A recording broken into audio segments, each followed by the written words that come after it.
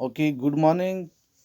Today we are going to have the final or concluding portion of our topic, reusing the waste. It is at page number 74. So please open your textbooks at page number 74. Now let's start. In India, efforts are on to reutilize and recycle the waste through treatment plants in many parts of the country. The National Environment Engineering Research Institute NERI at Nagpur is also involved in developing suitable technologies for the treatment of wastewater. Here, their students in India, efforts are to reutilize and recycle the waste. तो हमारे मुल्क में India में जो कोशिश की जा रही है कि ये जो वेस्ट है इसको रिसाइकल या हम रीयूटिलाइज दोबारा इस्तेमाल करेंगे। कैसे करेंगे? Through the treatment plants. इसके लिए बड़े बड़े प्लांट्स बनाए जाते हैं, वहाँ पे इस वेस्ट को ट्रीट किया जा रहा है।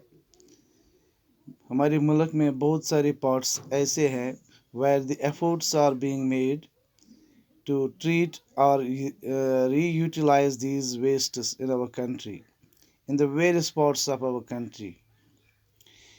And we have an institute here that is NERI, the National Environment Engineering Research Institute.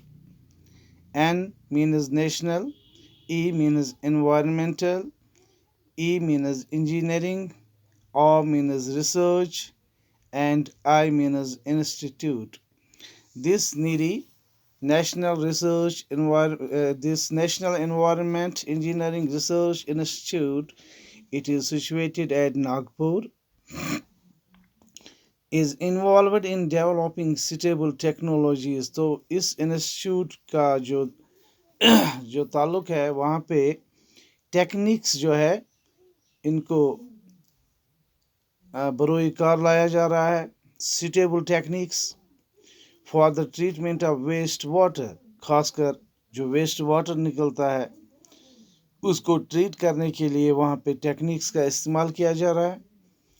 And utilisation of domestic and industrial waste water, और घरों से जो पानी निकलता है from the sewage, from the bathrooms, या उस पानी को हम ट्रीट करते हैं, फिर इसको या जो पानी जो इंडस्ट्री से निकलता है, इंडस्ट्रियल वेस्ट वाटर जिसको कहते हैं, इन दोनों तरह के पानी का यानी water from the domestic utilization and water from the industrial waste जो है that is being treated and used in agriculture after purifying it.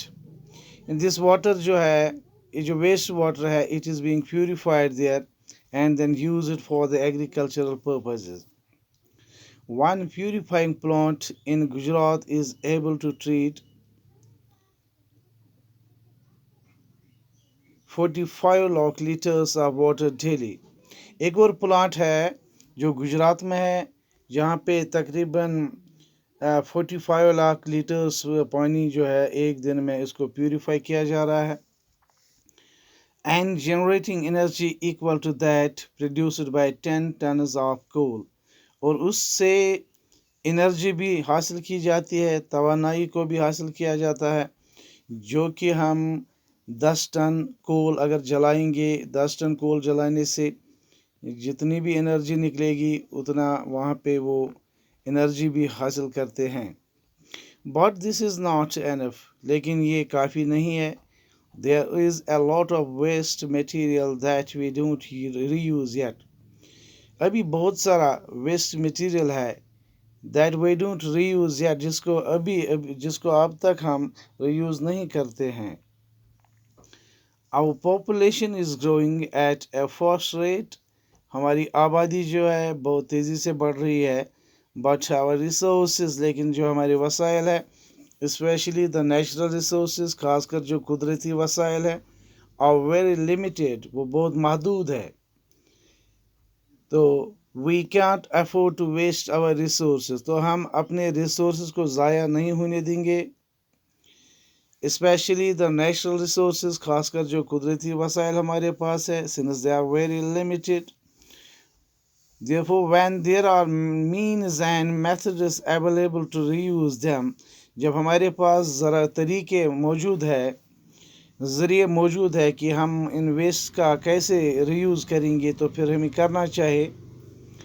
Recycling the waste material not only saves money, recycling waste material का करने से ना हम अपना सिर्फ अपना पैसा ही नहीं बचाते हैं, but it also helps the environment, लेकिन हम अपने माहौल को भी साफ सुथरा रखने में कामयाब होते हैं.